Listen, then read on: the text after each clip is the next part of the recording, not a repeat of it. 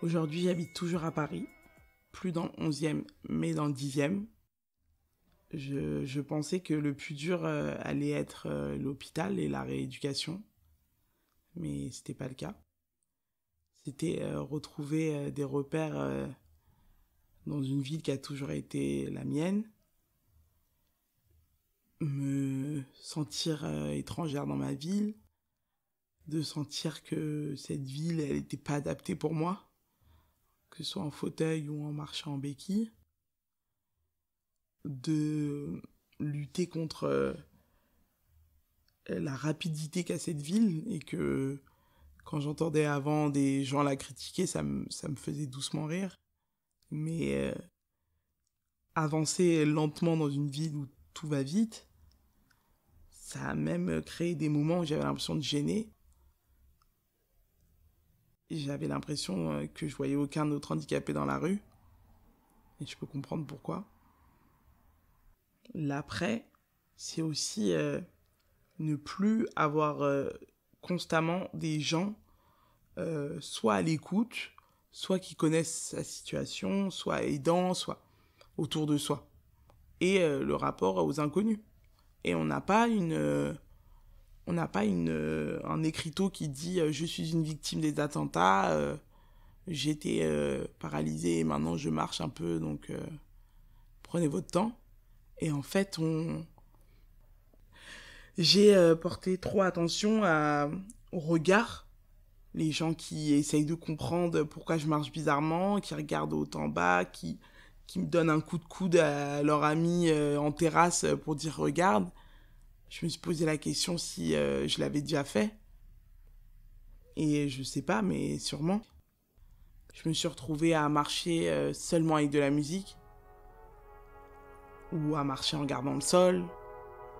J'avais plus ma démarche.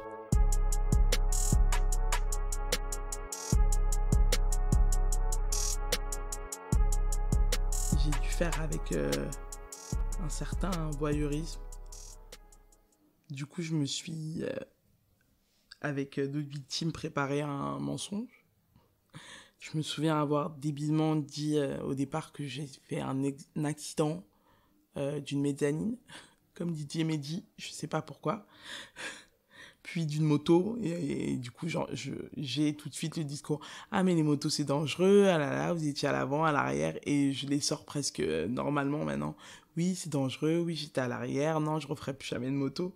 Ou alors, accident de vélo, ah, mais les vélos, ils font n'importe quoi. Enfin, ça fait partie de ma vie, et maintenant, j'ai tellement d'anecdotes, de phrases, et toutes ces petites interactions, même si au début, elles étaient barbantes, et bah, au final... il y en a certaines que je note des fois en rentrant chez moi puisque elles sont drôles. Et ça part toujours d'une bonne intention. Et par exemple, les taxis, les VTC ou les gens, c'est toujours il vous arrivait quoi? Rétablissez-vous bien? Ça touche toujours et c'est toujours un peu frustrant. Parce qu'on aimerait expliquer que, mais non, je me suis battue pour être sur ces béquilles, vous devriez être trop heureuse que je sois en béquille, justement. Mais ça m'a fait prendre du recul sur la vie des gens.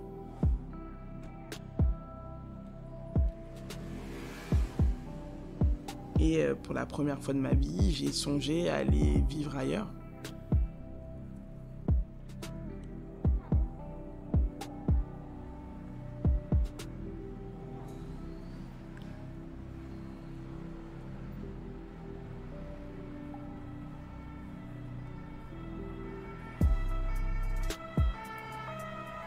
Je pense pas qu'on puisse passer le stress post-traumatique. Il y a toujours des situations où on est pris de court. Même si on essaye de s'y préparer, même si on s'habitue à certains bruits ou certaines situations. Je me souviens d'avoir la célébration de la victoire de la France à la Coupe du Monde presque gâchée quand sur mon balcon il y a eu un pétard énorme, c'est comme un mortier qui est passé au-dessus de ma tête. Il y avait Eva à côté de moi. Je me souviens d'Eva qui me saute dessus et de moi qui fait les pas les plus rapides possibles vers la sortie de mon propre appartement, alors que j'avais plus mes béquilles. J'ai lâché mes béquilles et j'y suis allée. Ce jour-là, j'ai compris que ça pouvait revenir à n'importe quel moment, même dans un moment hyper joyeux. Mais je me suis ressaisie, mais j'ai décidé que j'allais pas sortir célébrer avec mes copains, que j'avais atteint mon max. Du coup, on essaye de trouver des méthodes. J'ai essayé d'en demander à ma psychologue, un peu quelque chose pour me rappeler que je suis là et que ne le sont pas. Mais non, je pense pas qu'on puisse... peut-être qu'il peut s'atténuer, peut-être ça peut marcher si on change d'environnement, peut-être totalement. Je sais que ça a beaucoup aidé mon ami Thomas de partir de Paris. Je me souviens que la psychiatre expliquait aussi que pour les victimes physiques, on n'allait pas le ressentir au départ, mais que ça allait arriver tout d'un coup. Ça pouvait même être amplifié du coup ensuite, quoi. Pour moi, c'est un peu... c'est comme une vague, quoi. Elle peut tout le temps revenir, ça essaie de nous rattraper, on lutte. Mais elle est là.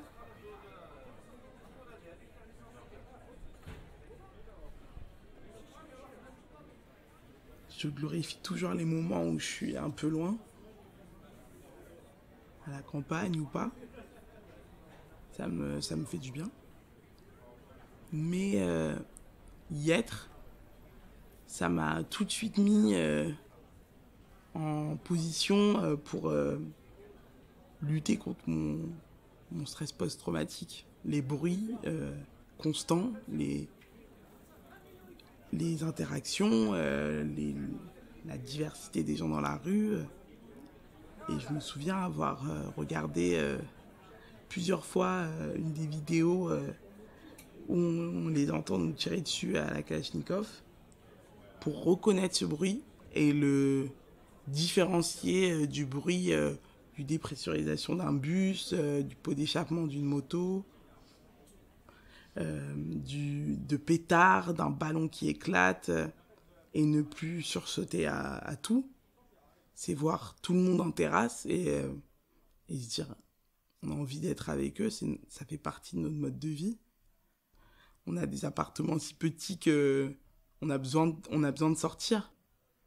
J'ai aussi commencé à avoir moins peur parce que je pouvais rien y faire. Aussi peut-être à me dire avec ce qui t'est arrivé, si t'arrive encore une tuile, c'est pas possible.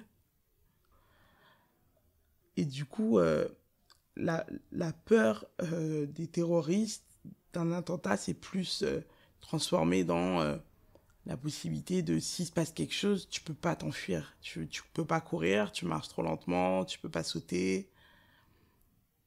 Et malgré que ce soit une crainte récurrente et signe propice pour des cauchemars et des inquiétudes, ça m'a donné aussi une nonchalance, où c'est ma nonchalance parisienne qui est revenue, où je me suis dit, allez, hein, on verra bien.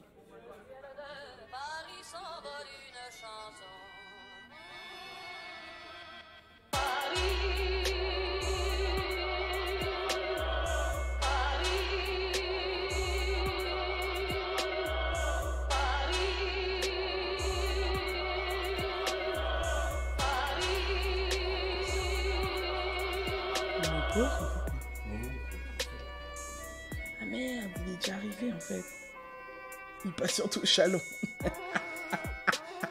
You.